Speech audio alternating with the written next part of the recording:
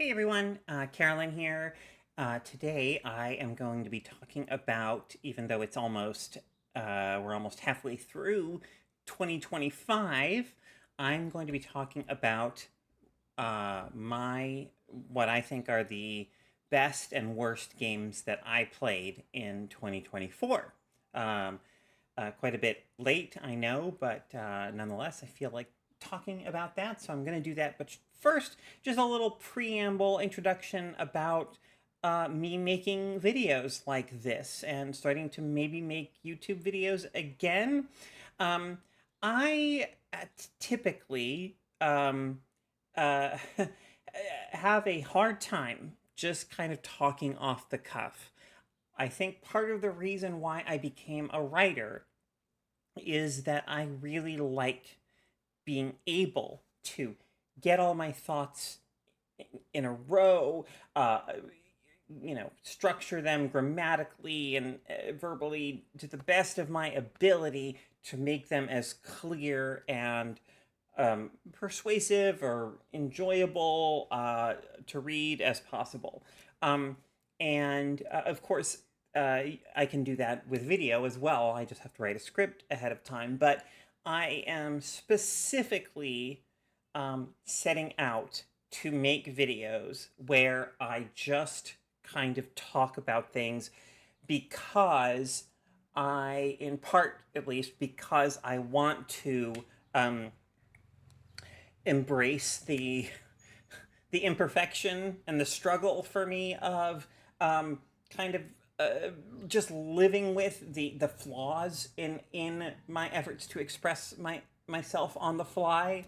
Um, and just because like I haven't I've been feeling lately for a while now like I just might kind of enjoy an outlet where I talk casually about things sometimes.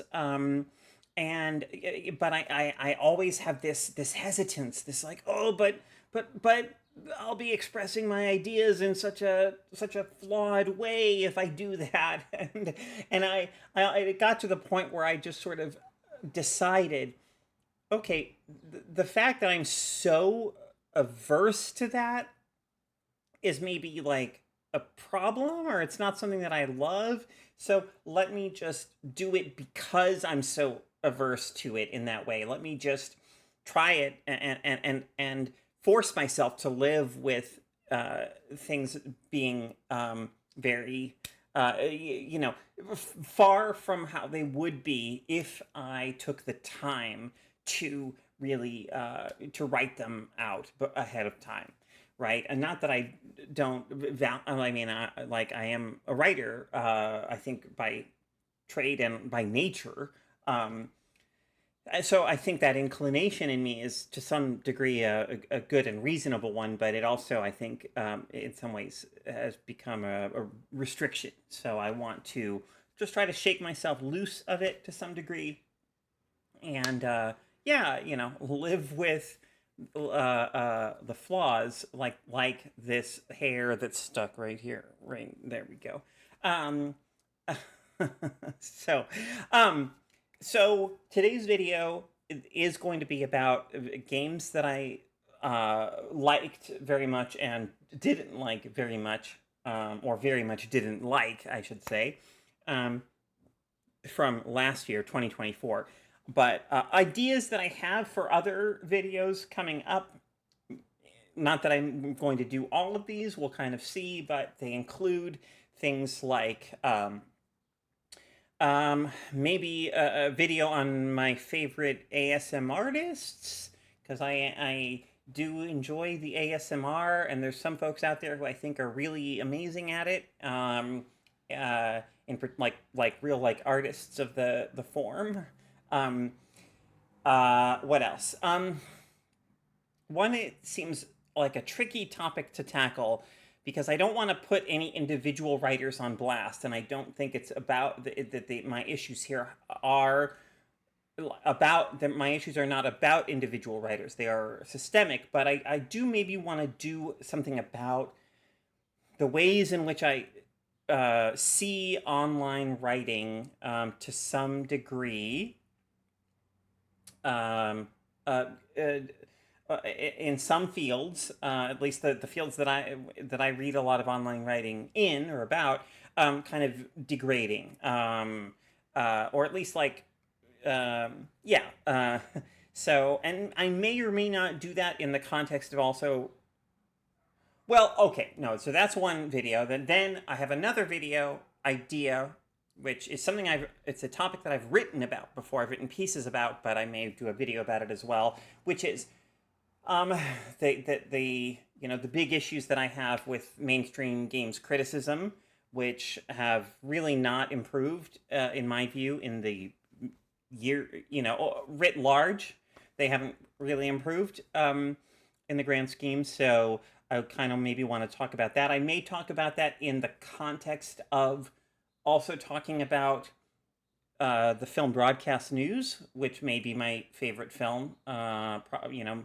Depends what day of the week you ask me, but there's a good chance on any day you ask me what my favorite film is, that I might say Broadcast News.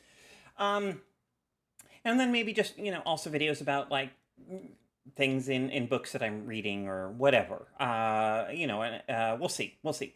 And I'm not expecting to build a big audience with this. I'm not doing this for money.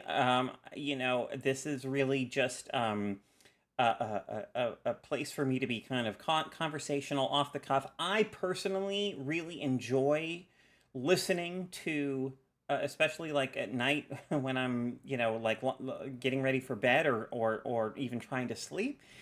I often enjoy putting on a video of just someone talking about a thing, that I find interesting. So yeah, I mean, maybe for 4 or 5 people out there, this will be a video that you can. Not that this is not an ASMR video, and I'm not an ASMR artist, but maybe nonetheless you can listen to it and drift off to sleep as you sort of focus on the things I'm saying, and then I say something that really upsets you, like, oh, that game you really like sucks, and then you come back, you're just about on the cusp of falling asleep, and then you get jolted awake, and you're like, oh my God, Carolyn, I can't believe you said that. How dare you? I love that game. Okay, so let's get into it. I've got my liquid death here, severed lime flavored sparkling water. Murder your thirst, everyone. Sponsored. Hashtag not actually sponsored. I'm just a big fan. Okay. Why? Okay, a little backstory to this before I really get into naming games and so forth.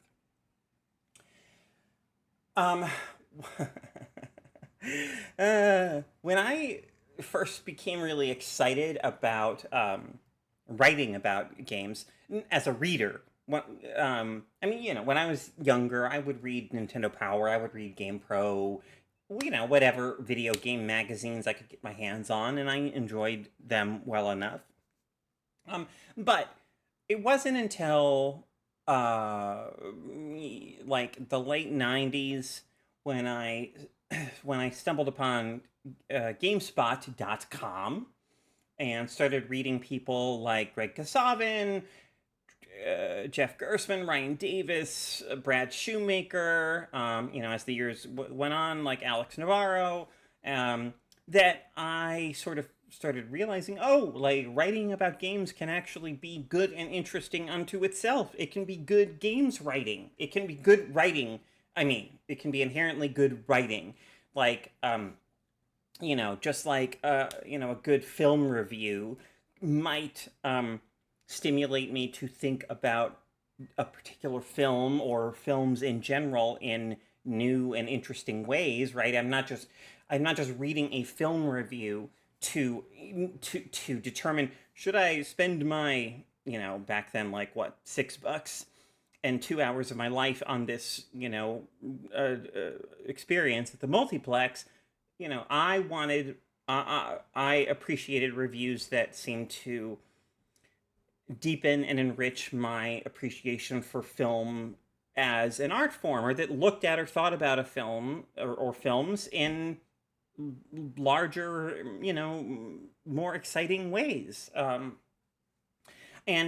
like I'm not saying anyway, I saw some of that, in the writing that I would read on, say, GameSpot. Like, oh, like, not that they would lead with it, or really foreground it, but back then, if you read enough Greg Kasavin, for instance, you read enough reviews by Greg Kasavin, you would start to see, okay, like, this person has, like, a kind of ethic, like consciously or not, like, there are things that he particularly kind of responds to and admires and appreciates, and similar with Gersman, and with all of those guys. They were all guys. I mean, Bethany Massimilla wrote for GameSpot for a while. She was great. Carrie wrote.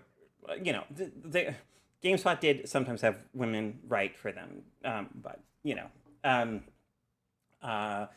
anyway, so the where I was going with all of that, see, here's the kind of meandering nature of these conversational videos that you can look forward to so much, is that, yeah, like, one of my favorite things, I mean, obviously at year's end, I always very much looked forward to seeing what the site's collective picks were for game of the year, for whatever action game of the year, for this this genre game of the year, that genre game of the year, whatever different award categories and so on they had.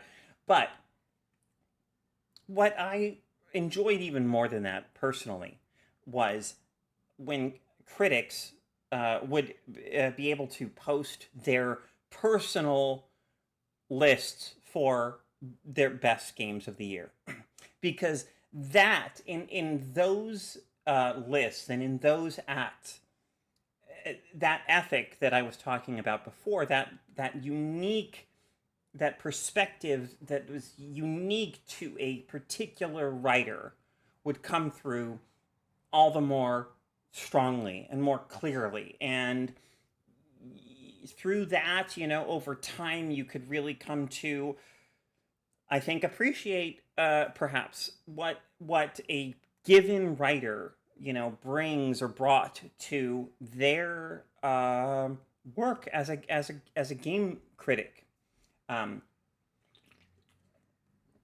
Anyway, cut to late 2024. I am managing editor of a certain video game website, and some of us on staff, myself included, want to maybe do our own lists of our favorite games of the year, our own picks for the best games of the year that was, of 2024. And we are told by management, in no uncertain terms, and not for the first time, it had happened in years prior as well, that we absolutely may not publish our individual lists for for our picks for, say, the best games of 2024. It's very clear, it has been for a long time, that management does not want readers thinking of the site that I work for as, host to particular individual voices, with their own individual viewpoints and perspectives, that a reader may learn to want to come to the site because they want to read what this person or that person in particular has to say. The thinking, I guess, I've not been in the back rooms where these decisions are made, but, I can only speculate, but it seems to be that they think that the massive, audience of just millions and millions of readers that we should be targeting is one that, for that audience to reach that level, we should just be producing kind of generic content in the negative sense that has no particular, I guess, authorial perspective or voice or anything. And, for us to put on the site, Carolyn Petit's, top 10 games of 2024 or whatever, I presume the thinking is might alienate a vast swath of readers who are like, I don't know or care who Carolyn Petit is. Why would I, want to go to a site that is talking to me as if I should know or care? I'm just a casual, reader of this site. I just give me stuff that the kind of passive, uninvested reader can just consume without making me feel like I have to know the lore of this site or whatever. And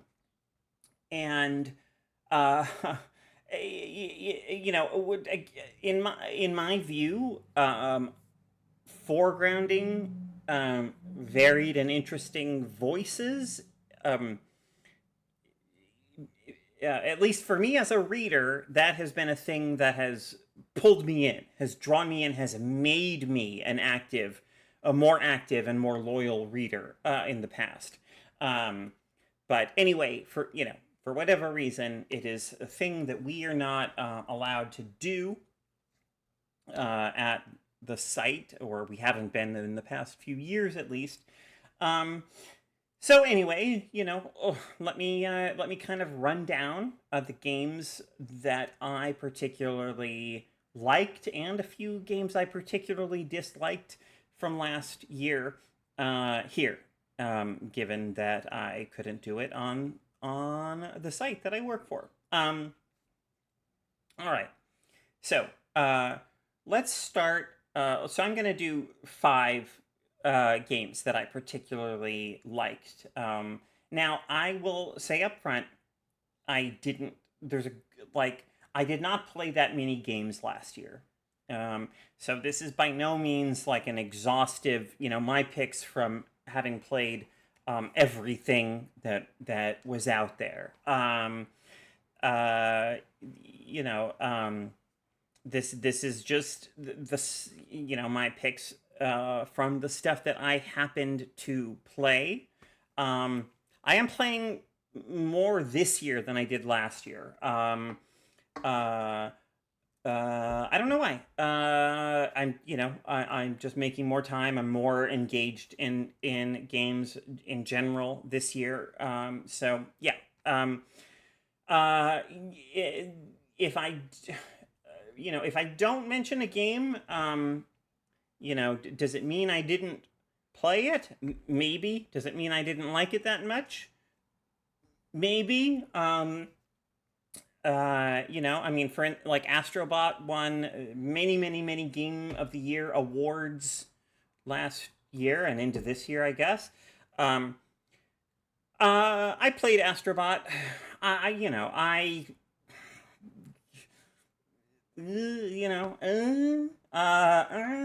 It's okay. I didn't love it. It wasn't, it was too, I think, glossy and polished and smooth and frictionless for to really get its claws into me, I think, was the issue there. So yeah, that's just by way of saying you won't see it on this list. I don't think it's bad. I think it's fine to think it's bad, to be clear. Like, one should be able to think it's bad, and I feel like we have a culture of games criticism where there's still a lot of perception that a game like Astrobot is just objectively good, and if you don't like it or if you think it's bad, you're wrong, and these are creative works. That is simply bullshit. But those attitudes wildly persist in this space. So, but anyway, yes, not on my list. So let's get to the games that are on my list. The games that I played in 2024 that were released in 24 that I would pick as the best games that I played of 2024. Okay, starting off, let's do a twofer for 5 and 4, a Lucasfilm twofer, because the games are Star Wars Outlaws and Indiana Jones. So, what I and I like the games for somewhat similar reasons, I think. Although they're they have a lot of differences, of course. I mean, Indiana Jones is more of a ImSim or an Indiana Jones simulator, as some have described it. Star Wars Outlaws is more of like an open world, stealth shooter slash stealth action game. I mean, both games have stealth, but yeah, there are broad similarities and also nitty gritty differences. But I liked both quite a bit. I'd say I probably liked Outlaws a bit more than Indiana Jones. So for ranking them, I'd put it Indiana Jones at 5, and the Great Circle. I have a hard time remembering that subtitle sometimes because yeah, the Great Circle. Anyway, but Indiana Jones and the Great Circle at 5, and then Star Wars Outlaws at 4. And I played Outlaws when it came out, and I liked it a lot. So I do want to replay it now that it's been tinkered with significantly. If when the Switch 2 version comes out, if that is reported to run well, I will probably replay it on Switch 2. So I'm fingers crossed that it's a good solid, well-running port that the Switch 2 gets. We'll see. If not, I guess maybe I'll just replay it on PC. But yeah, I kind of like the idea of having it on Switch. Okay, so what I like about both of these games is that I felt like they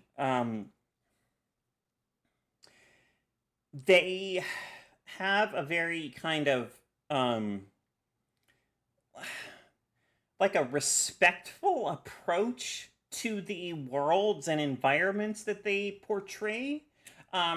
So in Indiana Jones and the Great Circle, as you go to all of these different places, I mean, certainly as a figure, Indiana Jones, I would say, it is problematic, right? I mean, here he is a white guy who kind of it takes relics from other cultures and snatches them off to like American museums.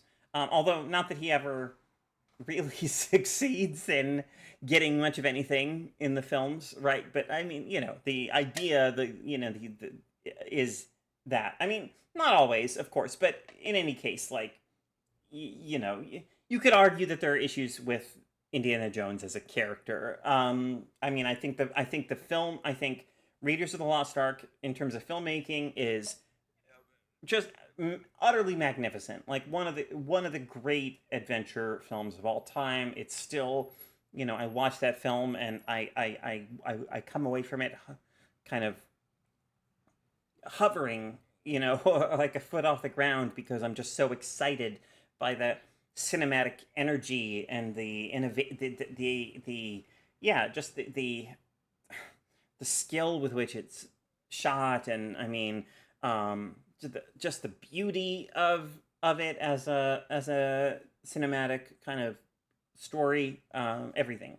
But we could say that there are problems with Indiana Jones as a character, and Indiana Jones with the Great Circle doesn't like solve those problems. But I have to say, like, I was very pleased with how, as you go to all of these different places, you meet characters who are even if they're not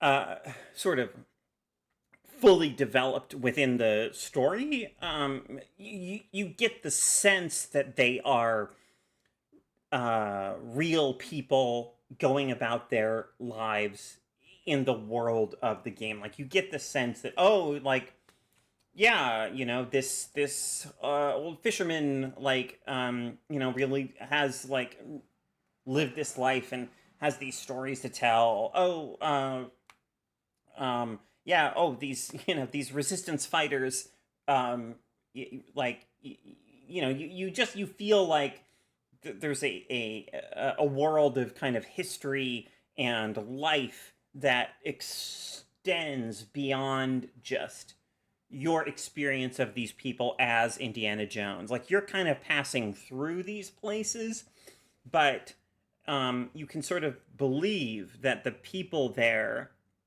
in these various places that you visit um, are full-fledged people who have their own lives, their own uh, history, their own investment in the things that are shaping the world that they live in. And certainly, it didn't hurt that it was fundamentally a game about punching Nazis. In this day and age, that is very welcome. Um, and yes, similarly, Star Wars Outlaws. I mean, I have just. I mean, obviously, I've played so many Star Wars games over the decades, and I've enjoyed a great many of them. Um, I think a lot of Star Wars games have done some really cool work, kind of fleshing out the universe of Star Wars, or giving us glimpses into parts of it that we haven't seen as much in, the films, perhaps. Uh, but Star Wars Outlaws, in particular, for me, just the joy of going to different planets, visiting their distinctive kind of cantinas, and just soaking up the atmosphere of those, like the different cantinas and urban, environments. Stop, getting food at the food stalls in those places. All of those details just really won me over. They really pulled me in to that particular story set in the Star Wars universe. I do have my issues with Kay Vess as a character. I don't think like and it's not at all the just really stupid right wing like bullshit about her like appearance or whatever. I think she looks fine. Obviously, I'm not coming at it from that angle. She just doesn't have quite that like roguish charisma or confidence. There's something about her, I think, in a lot of the story stuff that's a little tentative in a way. Like she's kind of just like uh fumbling her way through things. And I mean, to be clear, like of course Han Solo does that as well, right? I mean, he says even at one point like I'm making it up as I go, but when he does it, it's like it's like kind of it's confident and cool. And I don't know, there's something about Kay that I just feel like she just needed a little more like oomph, a little more like spark, to really be the kind of dynamic hero at the center of this particular Star Wars story. But still, at number 4 on my games of the year. Number 3 is a game called the Crimson Diamond. This is a well, a classic adventure game in the vein of Sierra games like the Colonel's Bequest. It is not a point and click in the in the traditional sense, or I guess in the modern sense, because rather than just being able to click your way through all of your interactions and your puzzle solving and everything, this game demands that you use a text parser. And we may think that the text parser is a relic that became obsolete when point and click games came along. But I believe, and I think the Crimson Diamond serves as a very bold illustration of the idea that actually text parsers can really open up possibilities. They can be liberating. They can free you from, when you have just X, kind of verbs to work with, talk, go, use, open, close, whatever they are in a given game. I mean, there are ways in which you might want to interact with the world, but you can't. And what is delightful, I think. So the Crimson Diamond is delightful. So let's before I talk a little bit more about the text parser, it's delightful as a kind of Agatha Christie style murder mystery with a wonderful, plucky heroine. It's a period piece. I want to say it's set in 1914 or 15 or 16. In this isolated lodge in Canada and its immediate surroundings. Because you've got this colorful cast of characters who all have their own like motivations for being there, and for maybe wanting potentially that a person or persons dead, and they, a lot of those are like clashing motivations. So you get this really great kind of interconnected web of relationship dynamics and everything that you can kind of tease out as you're there. But also, like, as you play the game, you might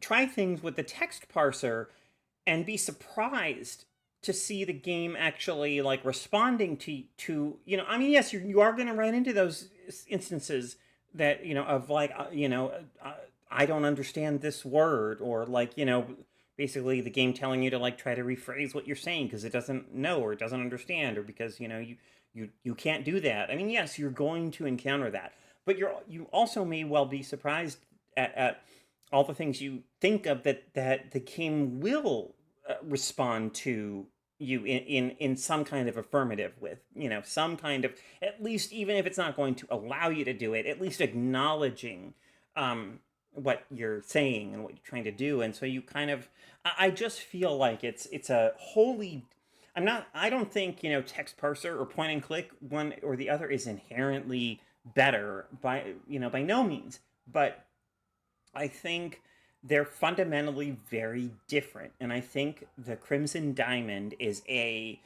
wonderful kind of not, it's a wonderful game in its own right, and it's also a wonderful kind of argument in favor of like bringing back the text parser and letting and opening up the kind of opportunities for creativity and kind of not immersion necessarily, but the particular kind of relationship you develop with a game that can emerge or arise from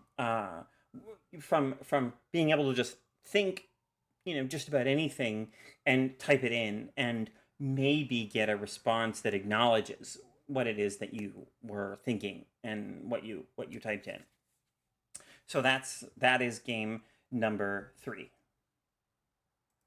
Okay, moving on. It's now the next day, actually, but any inconsistencies, you can put those on the IMDb page for this video. But I am wearing the same shirt again to provide as consistent an experience as possible for you, the Carolyn Petit viewer.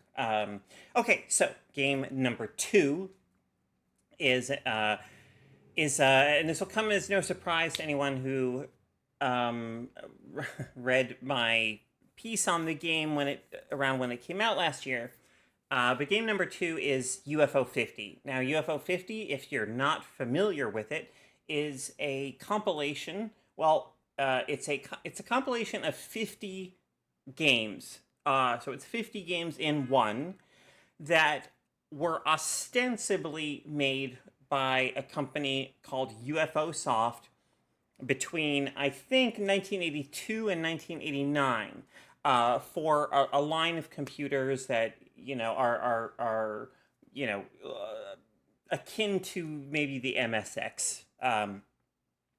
However, the UFO Soft didn't actually exist. These are 50 new games that were created specifically for UFO 50. But what's extraordinary to me about playing this game is the variety of types of games that you experience that are all kind of pushing up against each other in this compilation. You have kind of side-scrolling action platformers. You have a JRPG. You have a kind of first-person dungeon crawler that shifts to like third-person combat that's akin to Punch-Out, or more accurately akin to the Neo Geo game Crossed Swords, or the combat in Crossed Swords when combat occurs. Just a tremendous variety of types of games, and what playing them all in kind of hopping between them as I did, and as I think one is kind of naturally encouraged to or inclined to when encountering a compilation like UFO 50. Not that there's been anything quite like UFO 50 before. I mean, barring what is that awful compilation on the NES, like Action 52 or something like that, that has Cheetah Men in it and such. But I mean, these are this is not like a largely busted assortment of games. These games are I think quite I mean, many of them are short, but not all of them. But what I remember, a defining quality of my experience of playing games in the 80s, because I am old enough to have grown up with the games of the, NES and even the Atari 2600 era, was constantly encountering games that were unlike anything I'd ever played before, and games that were kind of maybe somewhat opaque at first, like hard to understand what it was they wanted of me or how to approach them, how to play them, but often through experimentation and just through like messing around and seeing what the results of various actions were, you could kind of start to get a handle on it, because you often, at least I often, would encounter games in some context where I didn't have like an instruction manual handy, and I just had this this kind of weird game that I had a curiosity. I would want to understand the game. I would want to kind of figure it out, see how it worked. And I think today it's it's not true that today the innovation and the creativity has gone out of games. It's not true by a long shot, right? I mean, we have there's economic pressures and conditions that are limiting and harmful, and so maybe a lot of games maybe that should exist, should come to fruition, maybe don't. But I mean, there is still of course a great assortment of stuff happening in say the indie space. But it's easy to come to feel like, oh, so many mainstream games. Oh, it's another kind of third person over the shoulder action, adventure game. Um, and there's almost this kind of, I think, funneling happening, where you take an amazing game like Resident Evil 2, the original, which had all of this quality and texture in it that emerged in part, at least, from its use of things like fixed camera angles, right? Those camera angles were creative decisions. They gave you a particular vantage on the environment, and they could play into scares that the game generated, or I mean, they just shaped how you saw at the space that you were in. And so then a remake comes along, and it does away with all of that character, that distinctiveness, and people love it. And it's almost as if we've sort of just decided, or it's been decided, that actually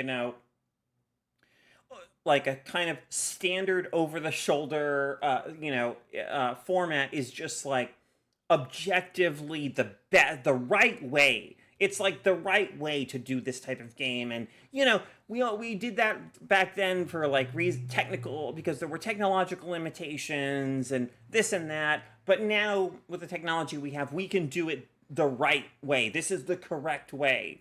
And I just don't buy into that. I mean, I think we can look at them as two separate games and say, well, this game has these qualities, this game has those qualities. But I feel like the general perception often is like as things in mainstream big budget games, at least, become more kind of standardized, I just feel like we're losing things, and kind of not just losing them, but kind of like discarding them as obsolete, as unnecessary, as like, oh, yeah, that was just like, we didn't really know what we were doing back then. We hadn't figured out how to make games. And I just don't think that's true.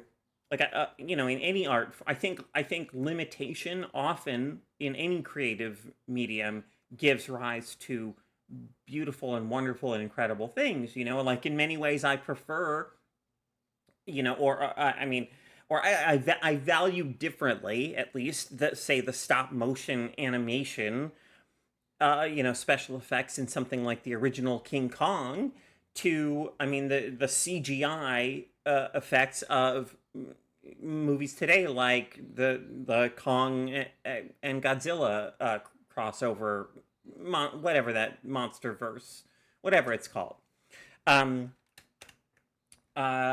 Yeah. So anyway, my point being about UFO 50 is that as you're playing this game, you are inherently encountering games of all different kinds, and it just, at least for me, as somebody who is old enough again to have lived through that era originally and to remember it, it was extraordinary to feel this, to play through this kind of celebration of all of just the absolutely bursting creativity and innovation and that was happening in games then, and the difference, and like and just that kind of experimental quality. Some games in the collection are arguably, if we buy into the fiction, right, arguably would have been more mainstream, and then others would have been maybe more like niche. but nonetheless, like there's a great. It's just not only is it a collection of 50 games that some are better than others, or I think everyone is gonna most likely most people will be drawn to certain games more than others. But it really is, in my view, like more than that, a celebration of just creativity in game design itself, and innovation, and kind of boldness and risk taking. Um, and it also has, on a kind of meta level, there is an in-world narrative. There, like, so, like Capcom, used to have this. I mean, I'm sure they still have it as a symbol, and maybe it hasn't even been that long since they used it in something. But they had this thing called the Yashichi that they would. It's a symbol, right? And it would just show up in different Capcom games, or you'd sometimes see a certain studio make reference in one of their games to something from another game. Like this has those kind of playful details. It has,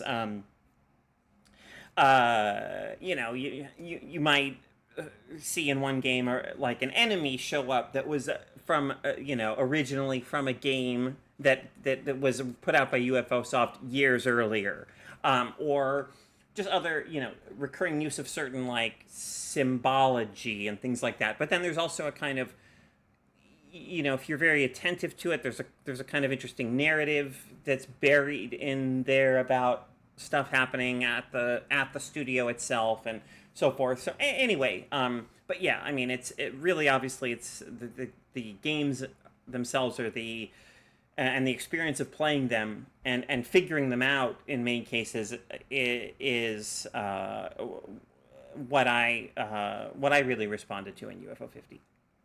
All right, and then for game number one, and I'm gonna cheat a little bit here. A lot of you are gonna be upset by this because I'm not playing fair, but it's my list. I can do whatever I want. Game number one is Barbuta, which is a game in UFO 50. In fact, it's the first game in UFO 50.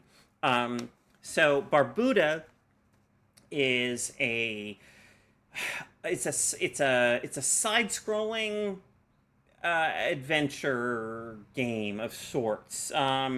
Like you are exploring this mysterious castle, fortress thing, and you have to like liberate the castle from some evil force. And the when you look at the in-game sort of text, little factoid about Barbuta, it says that I think it says, I should have looked it up right before recording this, but I didn't. I think it says something along the lines of Thorsten Petter. I think it's the name of the fictional employee, of the company who created it, because previously the company was a business software manufacturer, and I think it says something like Thorsten Petter almost got fired for working on Barbuta, working on this game like during work time or something like that. And the thing about Barbuta that that made it the game that I just got absolutely the most absorbed in by far out of any game I played last year is that it really feels like a creative work that an individual feels kind of taking shape in their mind and just has to kind of get out, into the world, try to make it happen, try to see it, on the, whether it on the page or on the, in this case, on the screen, like it's not it's an uncompromising game. It does not it's not an overtly cruel game, but it's not a game that in any way makes concessions to you as a player. It does not hold your hand. It is extremely mysterious.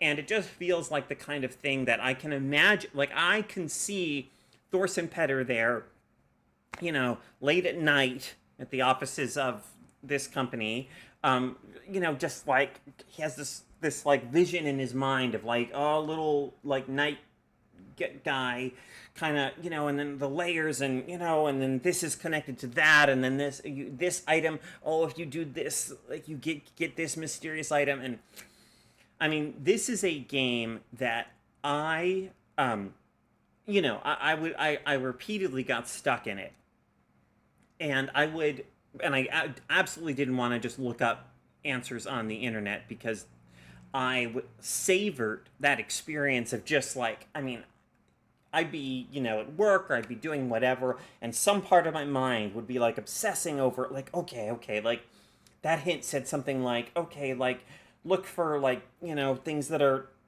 different, like look for details that stand out, as different in, like, okay, that has to mean something, like what is it? And I mean, and so often there would be clues like right in front of my face, once I like, and often it would be this thing where after like a week even of just being like, what am I supposed to do, or how do I make progress in this area, then I would see I'd see a thing and I'd be like, oh my god, it's right there, like how did I not see that before? And as I made progress in it, I mean, the things that would happen, just kind of it was just this game that kind of lived in my head throughout the duration of my playing it, and I'd discover things, secrets and surprises that felt, almost kind of magical, and yeah, I just have not had an experience like that with a game in a long time, where it really kind of took root in my head. And I see a lot of people, or I've seen people in Steam reviews and such, kind of call Barbuta like objectively bad or poorly designed, and I just could not disagree more. You may dislike it. You are welcome to dislike it. Of course, you can criticize it. You can think it's bad. It is not objectively bad. Like I think it's the best game in UFO 50 and the best game that I played last year. Yeah, and I mean, I finished it, but there are still secrets in it that I have not uncovered, and I mean, I think it's like I've left. Deliberately, I've left kind of a few, once I beat the game, and I was like, okay, well, I still don't know how to get to that lever, or I don't know what it does, or, whatever. I'm like, okay, but let's just leave it so the game kind of retains a little of that mystique and that mystery, and it still feels kind of alive in some way for me in my head, and that way, if I ever do one day feel compelled to go back to it, then there may be, there will still be more for me to discover. So those are the 5 games last year that out of, again, the quite limited number of games I played last year, I'm sorry to say, I wish I'd played more, are my picks for the best. I want to talk now about a few games that I didn't like as much. One I have a kind of just, moderate dislike of, and one I really, really, really hated. And sometimes, there are arguments about, should we, should a film critic really, express along with their picks, their 10 best, like their picks for like the 10 worst films of the year. Maybe not. What's the value in that? What does it serve?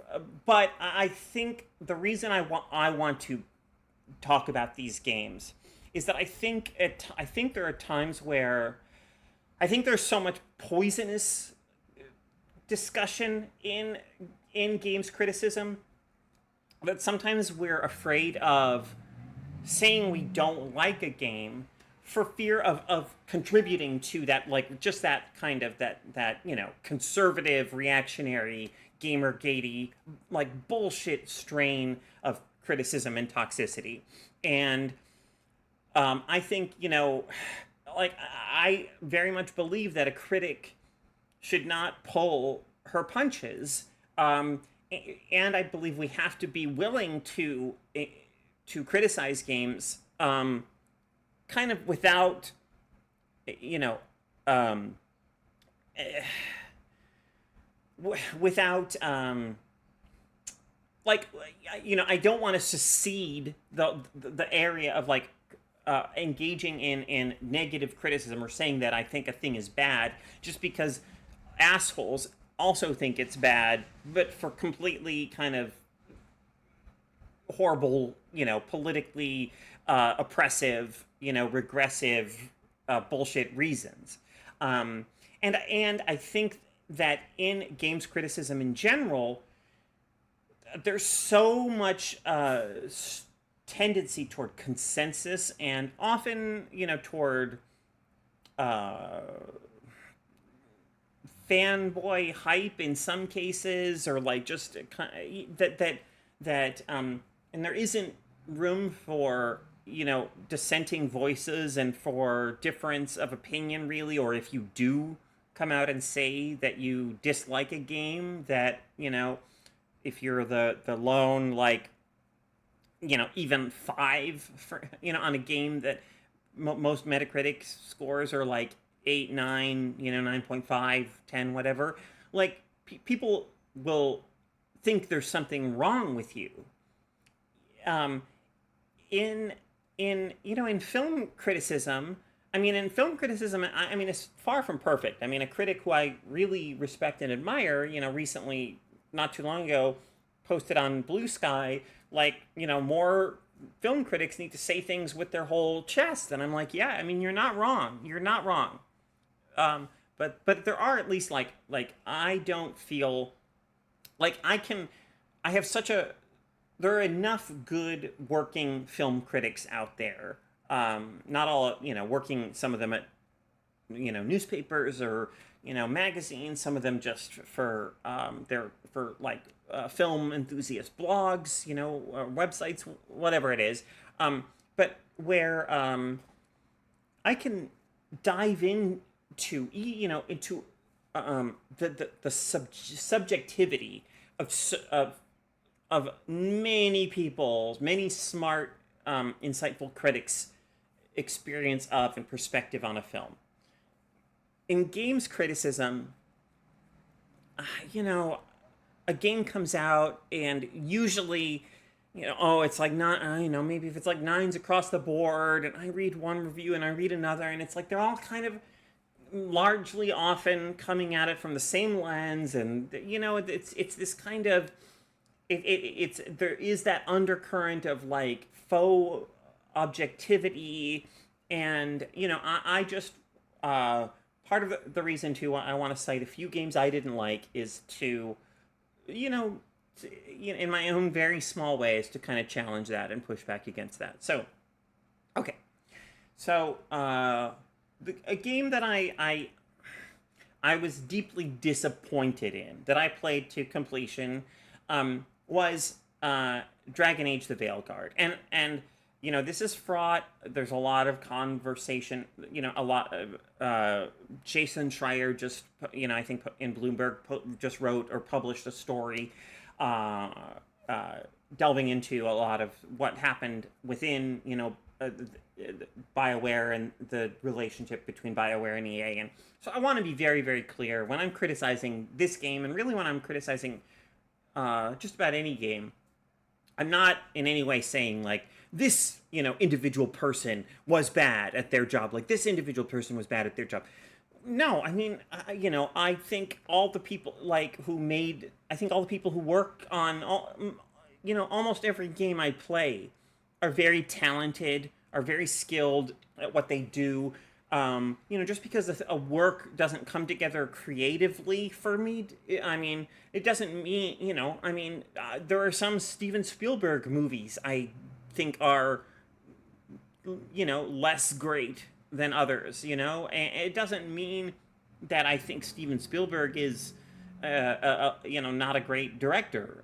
Right. I mean, um, uh, I'm trying to always talk about the work as the work, and you know, and to just be true to my experience of it and my thoughts and feelings about it. So, Dragon Age: The Veilguard, um, uh, for me, the writing in that game just didn't work. I so there's like it's like a Family Guy joke, right? Where I don't watch Family Guy, but the dad, the guy, I know his name, but I'm blanking on his name right now. Like he's talking about like some film or something, and he says like he didn't like it, and he says like it insists upon itself, like that's his critique. And it turns out that this was like, you know, a in joke, kind of inside joke. Seth MacFarlane had, I think, a film professor or some, you know, in college or something, and there was some film that his film professor said, you know, was critical of, and one of his critiques was like it insists upon itself, and people are, and you know, Seth MacFarlane just thought like, well, that doesn't really mean anything, or that, and you know, and it is a funny, like it's funny as a joke. But you know, it makes sense to me as a critique, right?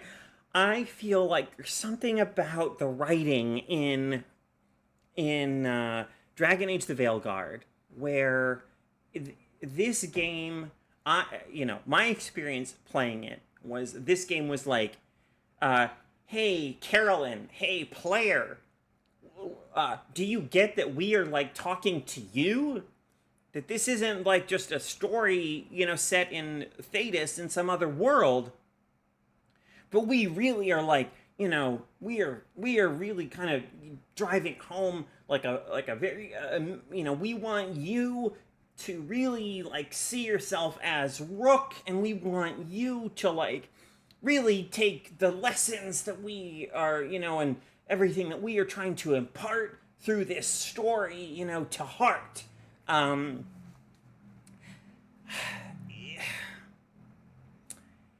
yeah, eh, um, you know, I didn't love that. I didn't like that. I mean, and like I understand that these things have to be kind of, you know, plotted out, mapped out. Like, okay, you know, for each party member, like if they're going to have their own story, right? It has to kind of have a structure that kind of follows the structure of the game, right? You have their like their introductory bit in the early part, and then like more development maybe here, and then resolution here. But like I understand the necessity of that, you know, from a just production standpoint, but man, did I like feel it in the game. I just felt, okay, here's where they mapped out, okay, this is like,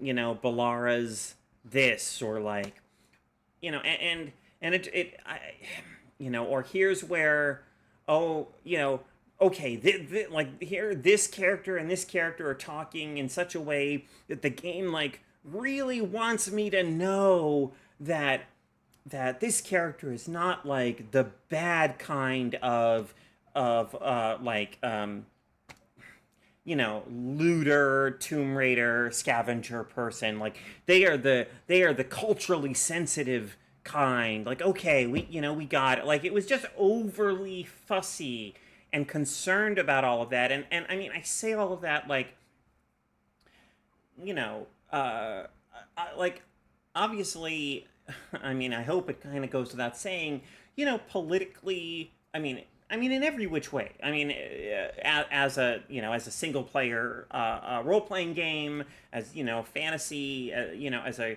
game with like queer and trans characters, like this is a game I come to really wanting to like, really wanting to support, to like. I mean, yes, in the abstract, of course, I like that that it has, um, a character, a narrative arc that deals with like gender identity issues, and I like that it has canonically, queer characters and like all of that. Um, yeah, but it just did not.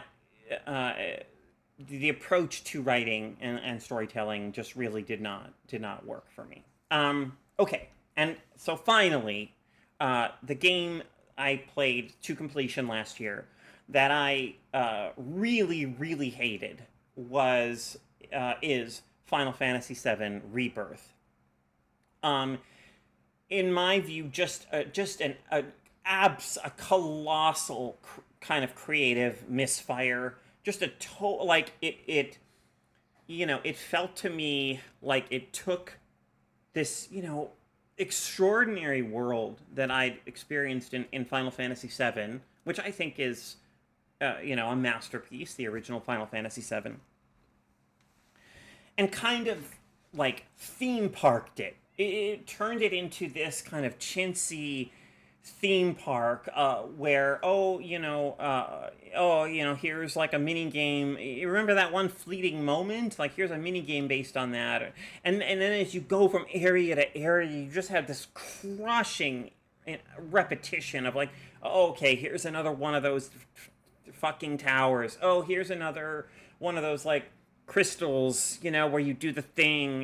Here's like another like Titan. I mean, like it's just this kind of it's like that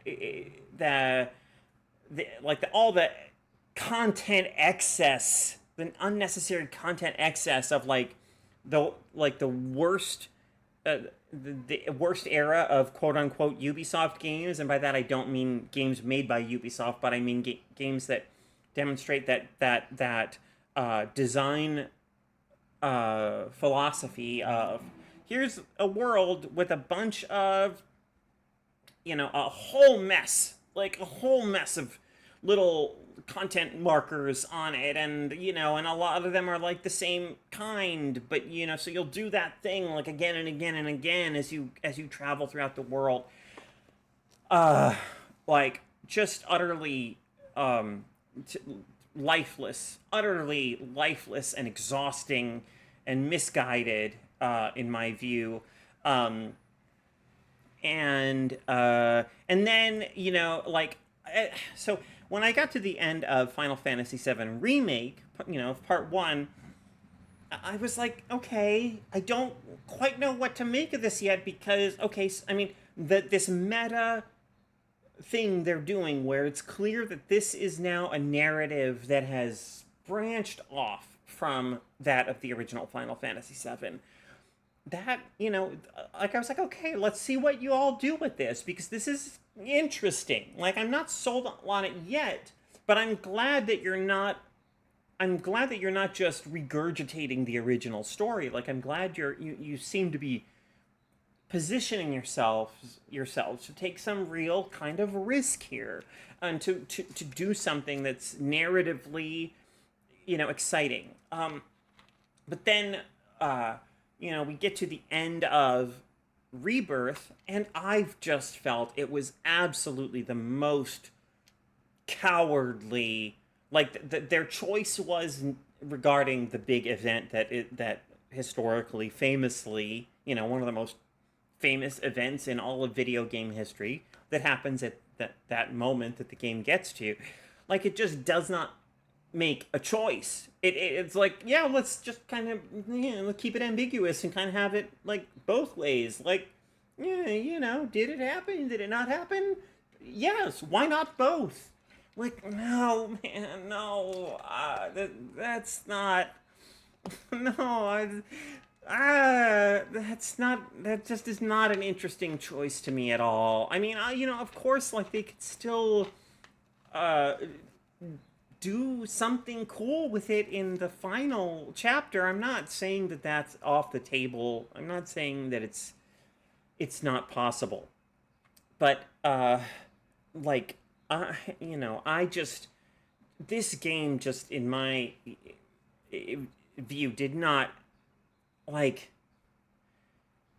capture any of the actual, magic and wonder of the original, Final Fantasy VII, or this stretch of the original Final Fantasy VII. It just felt so, like, commodified and, like, fed through some kind of, contemporary content machine. How many mini games can we? And I know that mini games were like a big thing in the original Final Fantasy VII. I'm not objecting to the presence of any mini games, any and all mini games in this, but my God, like it just so there's so many, and so many of them are just so bad, and they just feel like they're there. So many of them to, for those who played FF7 and like to be like, hey, yeah, remember that? Remember that thing? Yeah, but hey, now it's this thing, or it's just a really uninteresting approach to adapting that part of Final Fantasy VII to me, and I just you look at the Metacritic page for that game, and it's just like 9. Like, you scroll for pages and pages and pages. 9.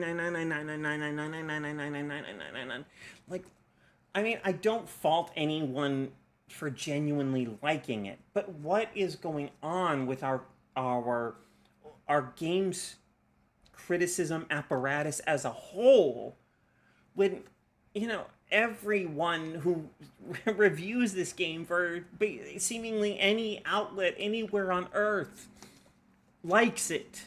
Like, where is the difference of opinion? Like, why is it so much easier for me to find, reviews of a given film that clash, right? That have differing opinions and perspectives and interpretations, and that latch onto different things and all of this. Whereas, like, it's just whereas so much games crit is so approaching games through the same lens and coming to largely the same conclusions. I'm not saying that it's in every case, it's not, but it's far too common. There really seems to be a kind of an aversion to truly differing opinions in mainstream games crit, and a sense that still, I think, among many at least, this underlying sense that games are a thing that can be kind of evaluated objectively. And, I'm just here to say, like, they can't be. And, and Final Fantasy VII Rebirth is terrible. It's terrible. I mean, again, I don't expect everyone to agree with me, but I expect to paraphrase Tevis Thompson from their piece on video game criticism, I do expect opinions like mine to not be looked on as trolling, and I expect games criticism to offer, the realm of games criticism to offer a far more diverse range of opinions and perspectives. All right, y'all. That's gonna do it, I think, for this video. Thanks for watching and listening to all that. If you did, I appreciate it. And yeah, maybe click that subscribe button if you want to hear me ramble about more things in the near future. I don't think all of my rambles and rants and videos are going to be this long. This one went on actually quite a bit longer than I expected it to. But yeah, you can look forward likely to more off the cuff Caro rants of this nature in the near future. All right, everyone. Thanks for watching. Take care. We'll see you soon.